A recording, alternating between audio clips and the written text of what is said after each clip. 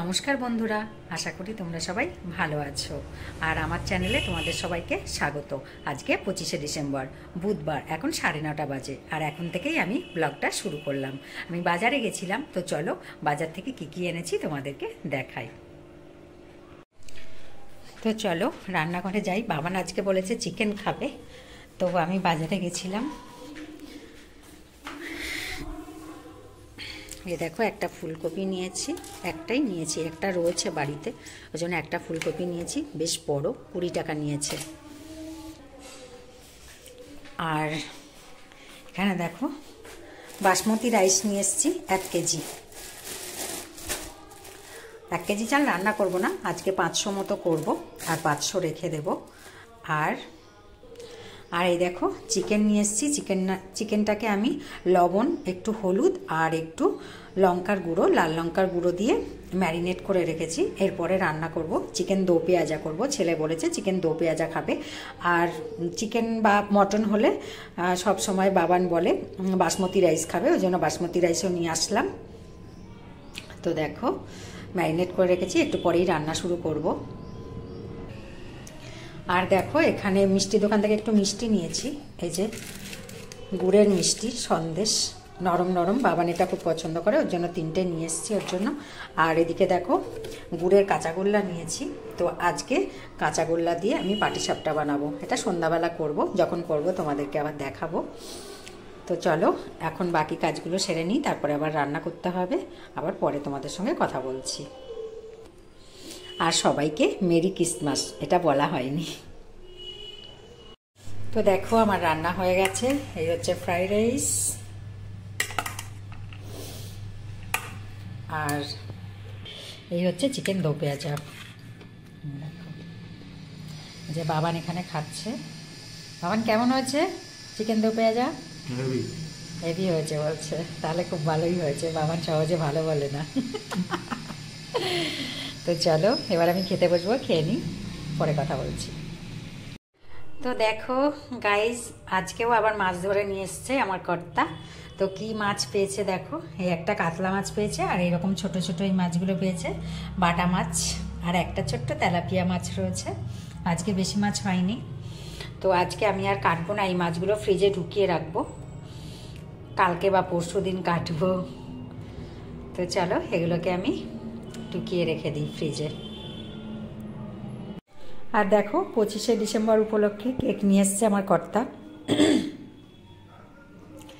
এত বড় বক্স নিয়েছে, কিন্তু এর ভিতরে কেকটা দেখো, এটা কত নিয়েছে, 475 টাকার কেকটা নিয়েছে। তো ছেলে এই যে একটা কেটে পিস পিস করেছে, আর এই একটা রয়েছে, এটা এখনো কাটা হয়নি নিচে।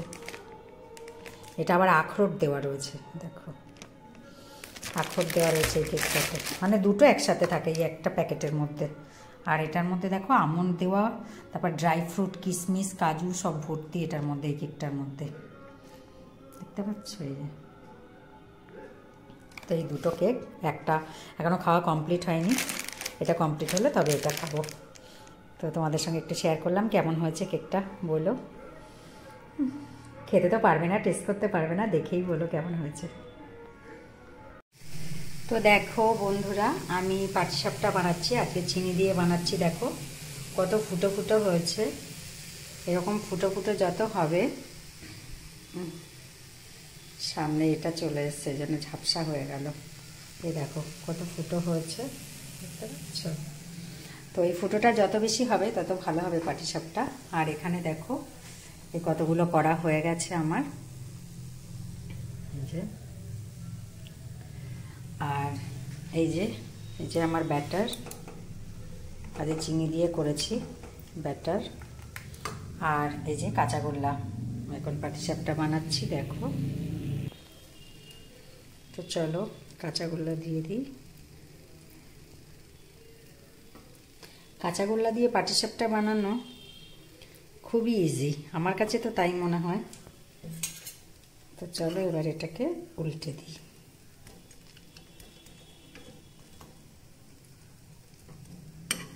আর একটা ফোল্ড করে দিই, চলো আর একবার ফোল্ড হবে।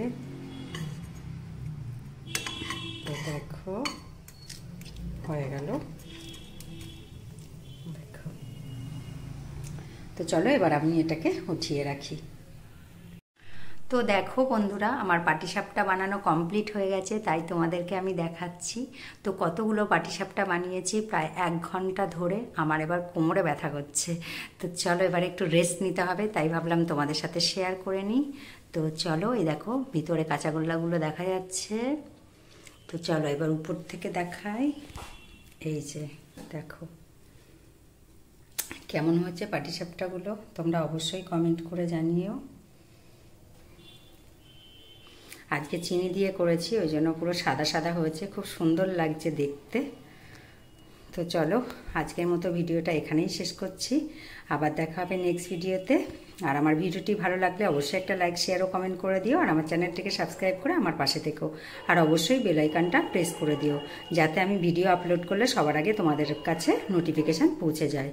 তো চলো আজকের মতো টাটা, তোমরা সবাই সুস্থ থেকো আর ভালো থেকো।